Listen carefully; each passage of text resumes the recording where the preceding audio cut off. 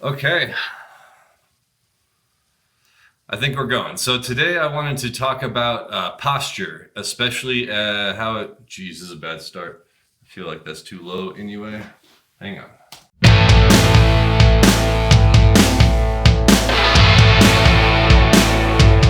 Good morning, everybody. I'm Adam Bilsing, and this is the Oregon Drum Project, where we do daily deep dives into every aspect of playing the drums. Today is day 147, and our topic is posture and leg position. If you'd like to practice along with me today, I will be running the first couple pages out of stick control, except I'll be doing them with my feet, and I'll be running them at 60 beats per minute. So let's get down to it and see what this all looks like today. Okay. So we finally made it to the day that I'm going to talk about posture, and today specifically posture as it relates to leg and foot position, because I've started working on feet now.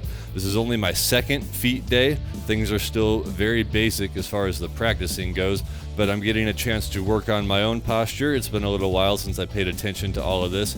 There are 2 or 3 basic keys to posture as they relate to your feet and legs. The third one is kind of a cheat because it's about your upper body. But first and foremost, hi GoPro, I hope this is an easy angle to discern what I'm talking about. First thing, hips higher than your knees. So you want to set the throne up at a height where your hips are higher than your knees.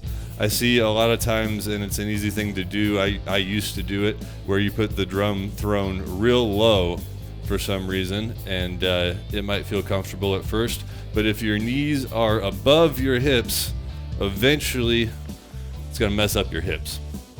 So knees below your hips or hips above your knees, whichever way you want to think of it. The second tip is you want your ankles in front of your knees. So as you can see here, it's not exaggerated or anything. Here's an exaggerated version. You want your feet and your ankles out in front of your knees instead of, for example, if I was sitting really close to the snare drum and my feet and ankles were behind my knees. You can see this position restricts your ankle motion terribly. There's not a whole lot that you can go upwards when your ankles are behind your knees. But when they're in front of your knees, you have a pretty whole range of foot motion, either heel down or heel up, whichever technique you're playing. And we'll get into that on another day as well. So ankles in front of your knees. You don't want them under your knees, and you definitely don't want them behind your knees. That will cause a whole bunch of problems in the future. Third tip, which I say a lot, sit up straight. You want your upper body to be nice and straight back. We don't want to end up hunched over like this. I've been worried about that since I started playing a long time ago. Sitting up straight, it's good for you. Gives you a whole range of motion with your hands, arms, and everything.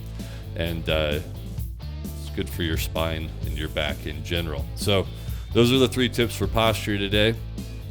Hips above your knees or knees below your hips, however you want to think about that. Your thighs should slant downwards towards your knees.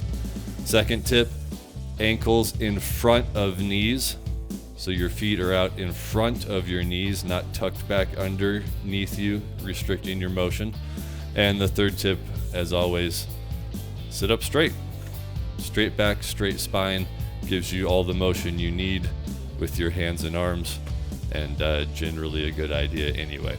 So like I said, only the second day of feet exercises. I'm going to run a couple off of page 5 here in stick control, the very first page of exercises in stick control. Things are feeling good, but I definitely have a long way to go. Let's get a little taste of what things look like today. Oh yeah, and I'm at 60 beats per minute. Classic starting point. Let's go with number 7, 8, and 9.